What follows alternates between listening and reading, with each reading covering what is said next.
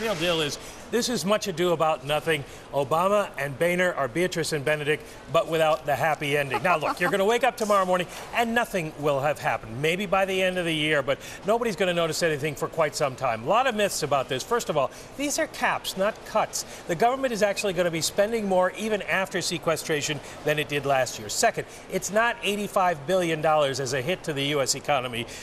Not all of it would be spent this fiscal year. Contracts take time to spend out for defense, for transportation, things like that. CBO estimates that the actual cash outlay is going to be about $42 billion.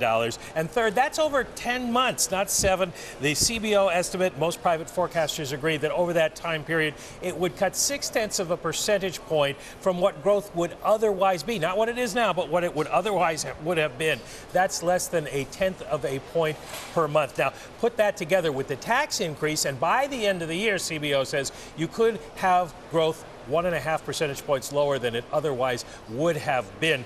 We won't know for quite some time because, of course, there's always the possibility of a deal. I mean, it could be argued that the payroll tax increase would have a bigger effect, possibly, than the sequestration, as you point out, as you just outlined. But Wall Street, is this why Wall Street doesn't care? Yeah, at this point, it doesn't look like there's going to be a whole lot that will affect the profitability of companies involved in this. Now, there will be effects because this is very stupidly designed. It will have microeconomic effects. As Hans says, the layoff notices, the furlough notices go out 30 days from now. You may start to see people not at work, and that'll mean longer security lines at the airports. We've all talked about that. Yep. Meat inspectors will be laid off, so your beef will probably be more expensive or harder to get, and 4-year-olds may have to stay home from nursery school. That could be an effect on working parents, unfortunately.